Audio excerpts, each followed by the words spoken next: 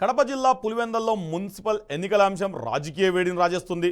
వార్డుల విభజనను వ్యతిరేకిస్తూ వైసీపీ నాయకులు హైకోర్టును ఆశ్రయించడాన్ని బీజేపీ నేతలు తప్పుపట్టారు. పులివెందల్లోని బీజేపీ కార్యాలయంలో నిర్వహించిన మీడియా సమావేశంలో వైసీపీ తీరుపై తీవ్ర విమర్శలు చేశారు. కూటమి ప్రభుత్వం ప్రజాస్వామ్యబద్ధంగా మున్సిపల్ ఎన్నికలను నిర్వహించేందుకు ముందుకు వస్తుంటే వైసీపీ నాయకులకు అభ్యంతరం ఎందుకని ప్రశ్నించారు. ఎన్నికల్లో ఓడిపోతామనే భయంతోనే వార్డుల విభజన అంశాన్ని అడ్డంకిగా మారుస్తున్నారా అని బీజేపీ నేతలు నిలదీశారు.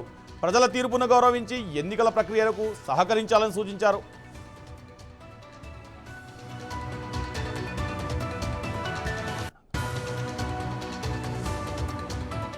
సొంత ముఖ్యంగా ఈ రోజు ఈ ప్రెస్ మీట్ పెట్టడం గల ముఖ్య కారణం వచ్చి రాబోయే స్థానిక ఎలక్షన్లో దృష్టిలో పెట్టుకొని ఎన్డీఏ కూటమి ప్రభుత్వం 33 నుంచి 40 వార్డులకి పెంచడం జరిగింది.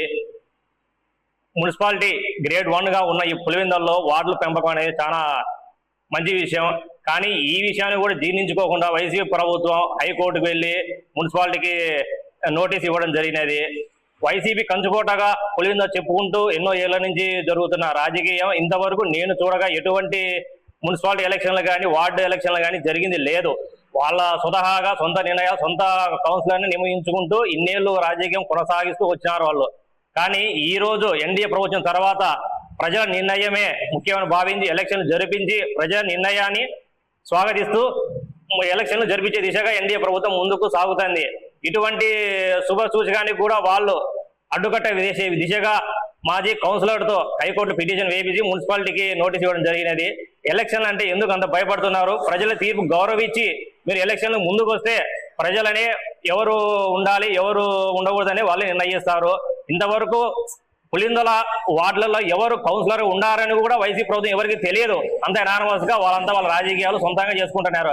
ఈ రోజు ఎవరు వార్డులో ఉంటారు, వార్డు సమస్యలు తీర్చే దిశగా ఎలక్షన్లు జరిగిన తర్వాత ప్రజలే వాళ్ళని ఎన్నుకుంటారు.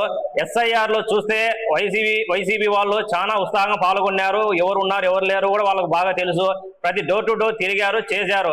ఇంత చేసి ప్రజల మెప్పు పొందిన మీరు ఈ ఎలక్షన్లకు ఎందుకు భయపడుతున్నారు? ఎలక్షన్లు గెలవలేరనా, లేదంటే ఎలక్షన్లో మేము ముందుకు రాలేమనా, లేదా ఎలక్షన్లు అడ్డుకొని ప్రభుత్వాన్ని చెడ్డ పేరు